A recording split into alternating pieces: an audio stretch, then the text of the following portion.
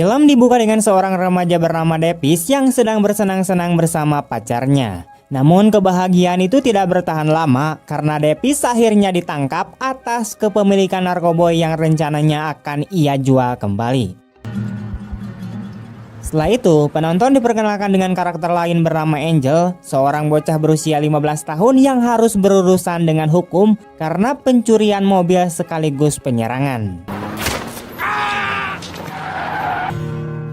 Tidak lama kemudian, muncullah tokoh utama kita bernama Butch. Ia terlihat sedang berdebat dengan seorang agen hingga akhirnya mendapat tamparan berulang kali.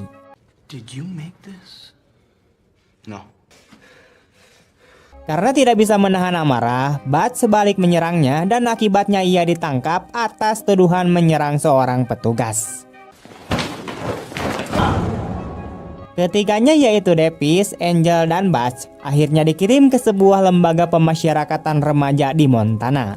Begitu tiba, mereka harus melalui prosedur standar, mulai dari pemeriksaan ketat hingga menyerahkan pakaian pribadi. Dari situ juga terungkap bahwa Davis berusia 16 tahun, Angel adalah yang paling muda dengan usia 15 tahun, sementara Butch yang berusia 17 tahun baru saja dipindahkan dari lembaga lain setelah insiden dengan agen tadi. Okay, boys, now we'll get you dressed. Setelah pemeriksaan, masing-masing dari mereka diberikan pakaian tahanan. Tidak lama setelah itu, mereka bertemu dengan kepala pengawas bernama San. Ia memberikan arahan kepada para penghuni baru, menjelaskan aturan-aturan penting yang berlaku di dalam lembaga. Semua senjata, narkoboy, barang terlarang, maupun pembentukan geng dilarang keras, dan pelanggaran akan berujung hukuman berat.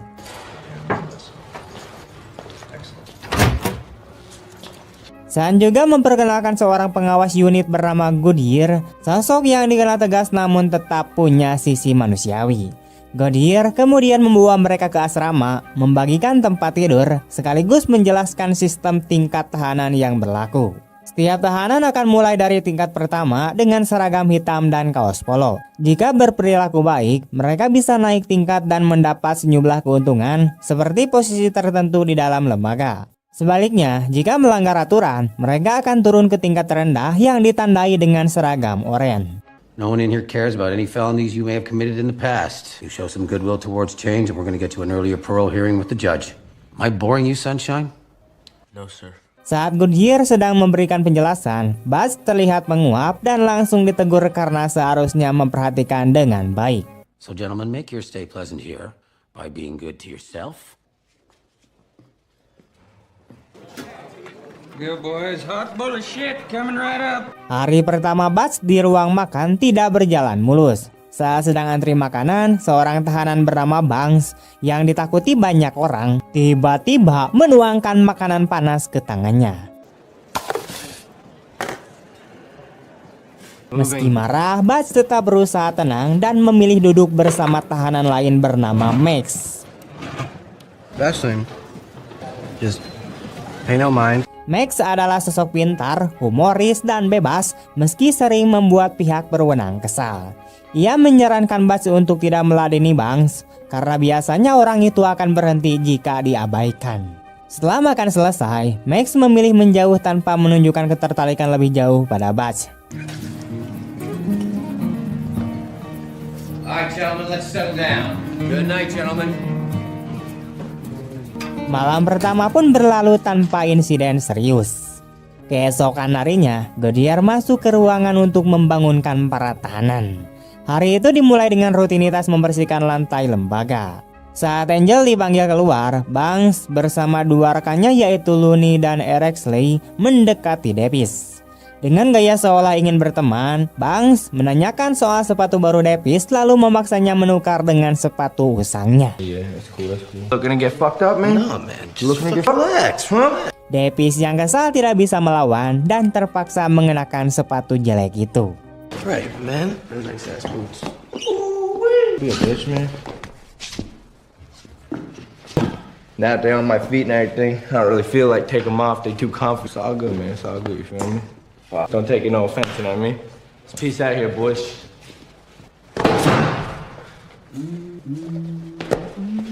Di tempat lain, Butch yang sedang mengepel sempat ketiduran.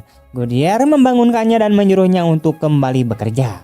Tidak lama kemudian, Banks dan gengnya kemudian mendekati Buzz lalu meludahi lantai yang baru saja ia bersihkan, bahkan meludahinya secara langsung.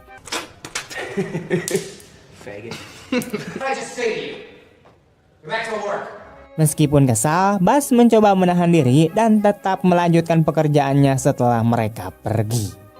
Malam itu, suasana berubah lebih buruk. Banks bersama Looney dan Erexley diam-diam mendatangi ranjang Buzz. Mereka menutup mulutnya agar tidak bisa berteriak, lalu menghajarnya dengan brutal. Namun, Banks menghentikan serangan ke wajah karena khawatir bekas luka akan menjadi bukti jelas atas perbuatan mereka. Pada adegan berikutnya, Max memasuki ruangan lembaga tersebut dan melantunkan sebuah puisi cinta kepada psikolog. In a world surrounded by men, I am her only admirer. I got a lot of work here. I think you should go. Sang psikolog mengira bahwa puisi itu ditunjukkan padanya sehingga ia langsung mengusir Max keluar dari kelas, meski sebenarnya puisi itu tidak ditunjukkan kepadanya. Kemudian, Banks dan gengnya mencoba menjebak Davis dengan narkoboy. Agar tidak terlihat lemah, Davis akhirnya menghirup bubuk tersebut lalu ambruk di atas ranjang. Tak lama kemudian, para pengganggu itu menggambar berbagai hal di wajahnya dan mempermainkan pikirannya. Davis mulai berhalusinasi, menjadi paranoid, lalu berteriak-teriak ketakutan. Banks dan kedua temannya segera melarikan diri agar tidak tertangkap bersama Davis. Tak lama setelah itu, Davis bahkan tidak sanggup berdiri dan hanya bisa merangkak keluar lorong. Goodyear yang melihatnya segera membawanya ke kamar mandi, menyiram tubuhnya dengan air dingin, lalu memberinya air garam untuk diminum. Ia juga memaksa Davis memuntahkan isi perutnya agar racun dalam tubuhnya keluar. Setelah itu, sama seperti Buzz, Davis dijebloskan ke sel isolasi dan Goodyear menasihatinya untuk banyak minum air putih. It's not a punishment. It's for your own good.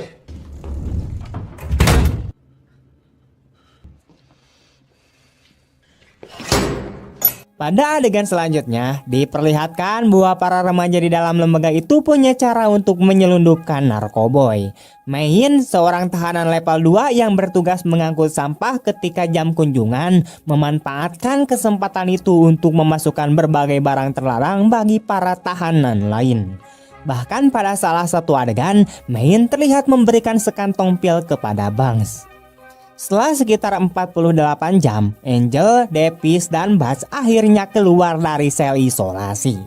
Kini, Buzz hanya menunggu saat yang tepat untuk membalas dendam terhadap Banks dan gengnya.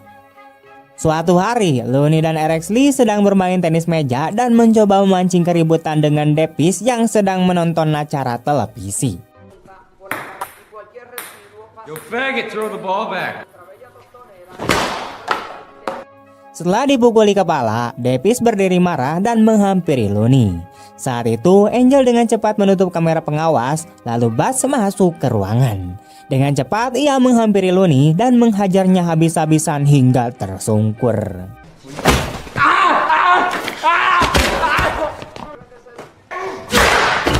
Where the fuck's Banks?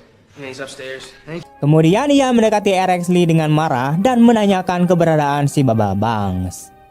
Setelah itu, Buzz bersama Davis segera berlari menuju toilet untuk mencari keberadaan Banks. Dalam perjalanan, Buzz mengambil sebuah gelas logam. Setibanya di sana, Buzz menyuruh Davis untuk berjaga di luar, lalu masuk ke toilet dan menghantam Banks dengan brutal menggunakan gelas logam tersebut.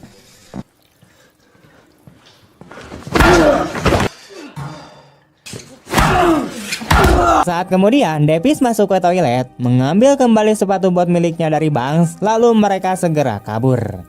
Tak lama kemudian, para penjaga menemukan para pengganggu itu dalam keadaan terluka parah.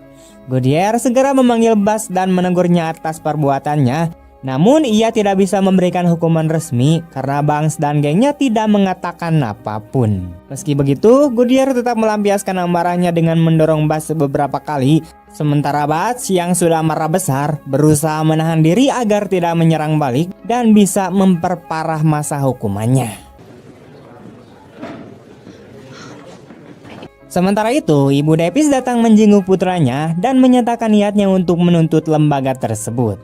Namun Davis menolak karena ia tahu jika hal itu terungkap, maka dirinya akan makin jadi sasaran penyiksaan di antara para tahanan. Tell me, Mom, I took care of that on my own, alright? I gotta go, Mom. Oh, sweetie, let me help you. Setelah insiden dengan Banks, Bud, Davis, dan Angel bisa hidup lebih tenang di dalam lembaga itu. Mereka mulai saling bercerita tentang pengalaman masa lalu dan bercanda seperti tidak ada masalah. Namun seorang tahanan bernama Shadow ingin Bud bergabung dengan gengnya. Shadow ingin memperkuat kelompoknya dengan bantuan Bud, tetapi Bud menolak karena ia tidak menyukai peredaran narkoboy di dalam pusat tahanan. Bahkan setelah sesi konseling kelompok dengan psikolog, Bud mendatangi Main, orang yang selama ini menjadi perantara narkoboy di lembaga tersebut. Ia mulai menggeledah Main dan mengambil pil yang seharusnya diberikan kepada Shadow. Sikap Bud menunjukkan bahwa ia mulai mengambil alih kendali dengan caranya sendiri.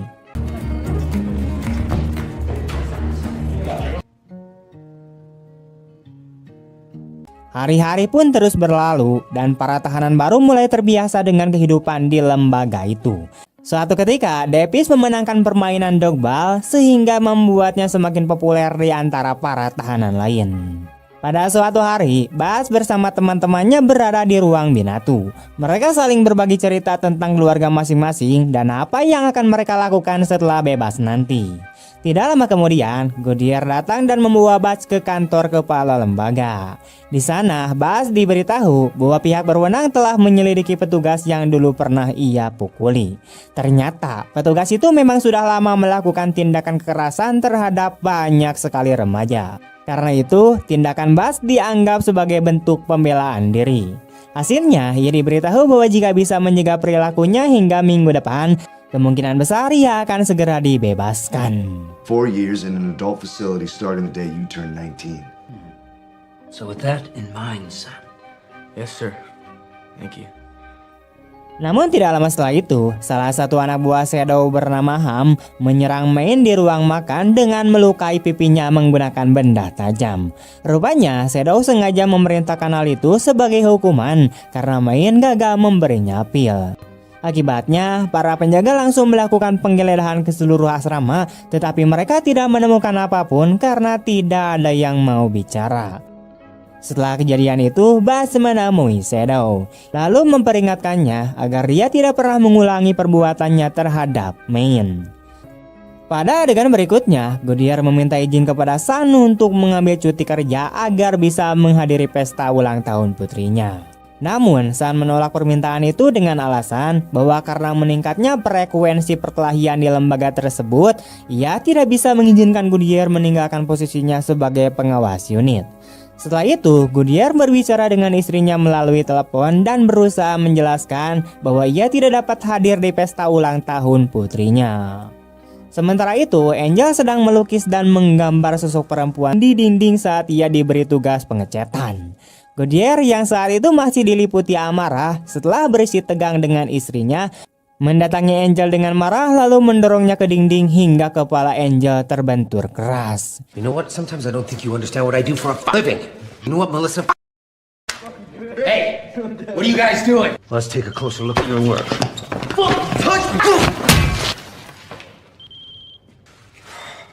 Yo, Angel. Get up, man. Yo, Angel. Angel pun kehilangan kesadaran dan Bud melihat darah mengalir dari bagian belakang kepalanya. Tidak lama kemudian, Sun bersama para penjaga datang. Dan ketika ditanya apa yang terjadi, Goodyear memilih untuk bungkam. Bud yang menyaksikan kejadian itu merasa marah karena Goodyear tidak mau mengakui perbuatannya. Ia melampiaskan kemarahannya dengan menyerang Goodyear. Goodyear, what the hell happened? What the fuck happened, Goodyear?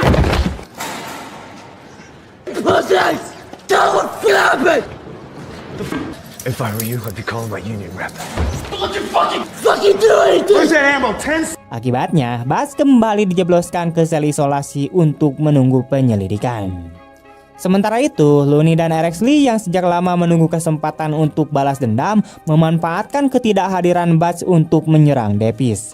Mereka menyerat Davis ke ruang binatu, memukulinya dengan brutal, bahkan memperlakukan Davis dengan melakukan tindakan yang selalu dilakukan oleh kaum pelangi. To inform you that the boy was pronounced dead 2 hours ago.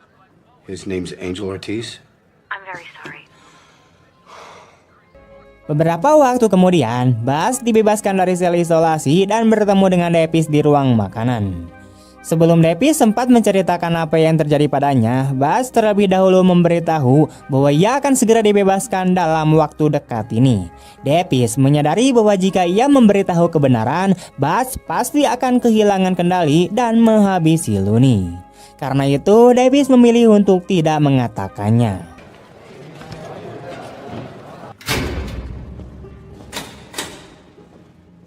Malam itu, Davis sulit tidur. Sekitar pukul 3 dini hari, ia menyalakan alarm dan meminta kepada penjaga agar diizinkan menelepon sang ibu. Namun, penjaga menolak permintaan tersebut dan mengatakan bahwa Davis baru bisa melakukannya pada pagi hari. Tak berdaya dan penuh rasa hina, Davis kembali ke ranjangnya. Saat menyadari bahwa setelah Buzz dibebaskan, ia tidak akan mampu membela diri dari serangan berikutnya, Davis akhirnya nekat mendiskon umurnya. Ia kemudian meregang nyawa malam itu juga.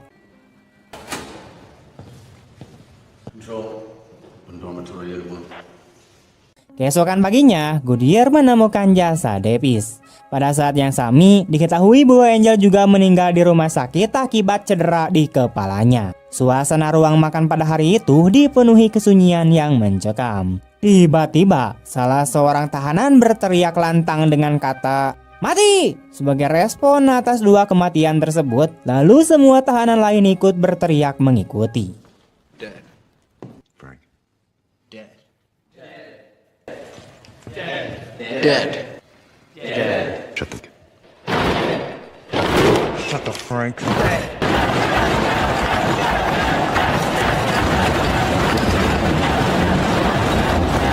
Buzz menatap Looney dengan penuh amarah, sementara Looney terlihat gugup. Pada suatu titik, Buzz melemparkan kursi ke arah dinding yang memicu pemberontakan besar di ruang makan.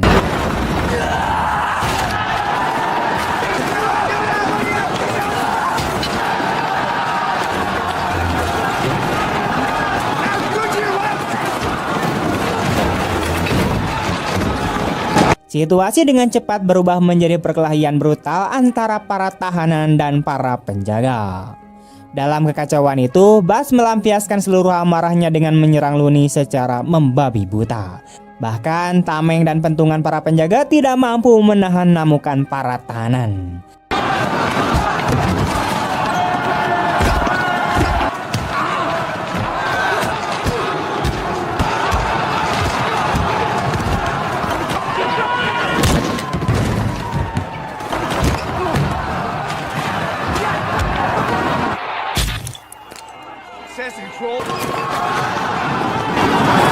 Sun akhirnya memerintahkan para penjaga untuk mengunci rapat ruang makan dan memanggil pasukan khusus.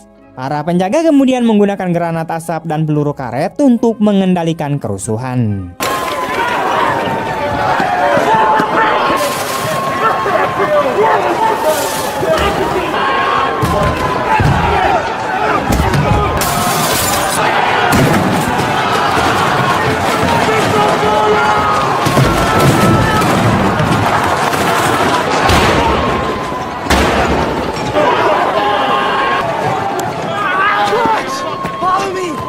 Saat situasi semakin memburuk, Max merobohkan partisi tipis di dapur dan memberi isyarat kepada Buzz agar melarikan diri lewat ruang pembuangan makan. Buzz sempat mengajak Max untuk kabur bersama, namun Max menolak dan memilih kembali masuk ke dalam. Dengan segala upaya, Buzz akhirnya berhasil memaksa pintu keluar terbuka. Ia beralih keluar dan untuk sesaat merasakan manisnya kebebasan, bahkan sempat tersenyum kecil. Namun, kebahagiaan itu tidak bertahan lama, di mana para penjaga berhasil menangkapnya kembali dan menghajarnya dengan brutal. Salah satu penjaga bahkan mematahkan pergelangan kakinya. Buzz menjerat kesakitan saat mereka menyeretnya kembali ke dalam lembaga. Film ini pun berakhir dengan hancurnya harapan Buzz untuk segera bebas dari penjara remaja tersebut. Tamat. Oke teman-teman, sekian dulu untuk video hari ini. Bagaimana tanggapan kalian tentang film ini? Tulis di kolom komentar. Dan jika kalian suka dengan video ini, jangan lupa untuk like, comment, share kemanapun kalian suka. Terima kasih banyak telah menonton sampai akhir. See you next time. And bye-bye.